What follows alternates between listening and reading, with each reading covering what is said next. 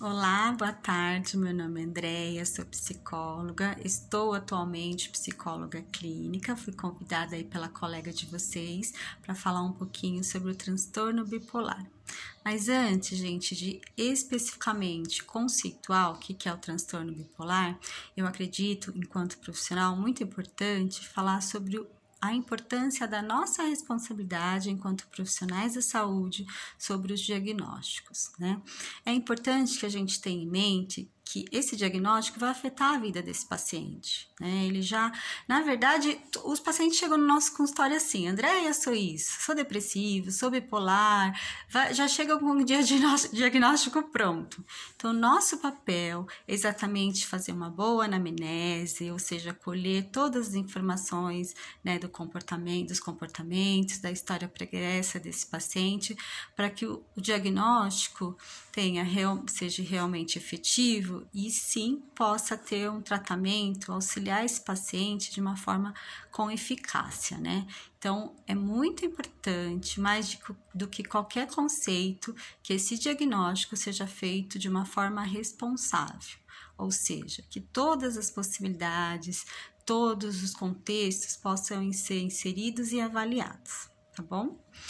Bom, então vamos lá. O que é esse transtorno bipolar, né? Se vocês buscarem lá na literatura, ele também é conhecido como doença maníaco-depressivo, ou seja, o transtorno bipolar é um distúrbio da variação do humor, da oscilação do humor, que vai da fase maníaca, né, desde a euforia até a fase depressiva. Ou seja, o que é essa mania ou euforia, né? É a fase dos exageros, ou seja, tudo. Então, ele, por exemplo, ele pode estar, enquanto nessa fase, ele usar da compulsão, então ele sai gastando, ou ele vai fazer, ele fica muito alegre, muito exagerado, né? Então, tudo que ele faz, se vai fazer um exercício, aquele fica o dia inteiro fazendo exercícios, às vezes, né? Então, a gente pode caracterizar como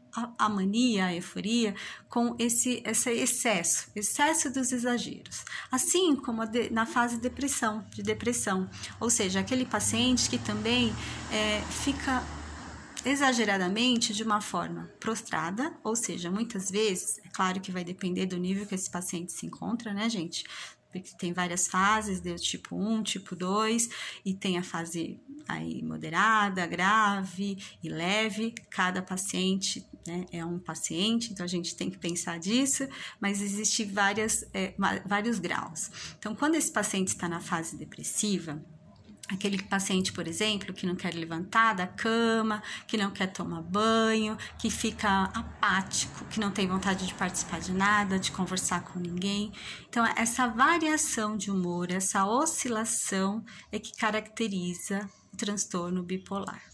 Mas, Andréia, qual é o tratamento, né? Quais são os sintomas? De onde vem essa patologia, esse distúrbio? Bom, hoje, atualmente, na literatura, a causa ainda não foi comprovada, né? Muito se fala de que é uma patologia hereditária, ou seja, genética, mas não existe essa comprovação. Os estudos ainda não conseguiram identificar especificamente de onde vem. Mas, atualmente, se considera muito essa possibilidade de ser hereditário. Como é feito esse tratamento, né? Como eu falei, primeiro a importância de efetivamente elaborar um bom diagnóstico através das observações, das anamneses, mas principalmente esse paciente, a gente tem que ter em mente que ele não está sozinho, né? Ele vem com uma bagagem. Então, o suporte familiar é muito importante nesse tratamento. Hoje, enquanto psicóloga, é claro que a gente orienta o tratamento psicoterápico, né, de terapia, e também nós geralmente é feito pelo psiquiatra o uso de medicação, né? Então entra aí com os psicoativos e com os moderadores de humor, mas em conjunto sempre com a psicoterapia. A gente entende que é muito importante que esse paciente não só seja medicado, mas principalmente seja trabalhado no sentido de que o resultado possa ser realmente com eficácia, como eu falei. E aí, de novo, falando um pouquinho da importância desse contexto que esse paciente convive, né? Por quê? Porque imagina, como eu falei, que essa variação de humor é que caracteriza, né, o transtorno bipolar. Então, as pessoas que estão em volta desse paciente, que têm convívio com esse paciente, não entendem. Muitas vezes, geralmente, quando ele está naquela crise, né, naquela fase da depressão, no estado depressivo, o que acontece? Então, fica muito apático, fica lá, não quer fazer nada, e aí, de repente, ou seja, depois de algum tempo, que se passa para a fase da euforia, as pessoas dizem, ele está bem, ele está legal, melhorou. E não faz parte exatamente do quadro, né, que caracteriza o transtorno bipolar. Então, é muito importante com que essa família, com o suporte, né, de todo o convívio dessas pessoas, que eles possam também ser conscientizados a auxiliar esse paciente para que esse resultado também surja de uma forma, como eu disse, né, de uma forma efetiva.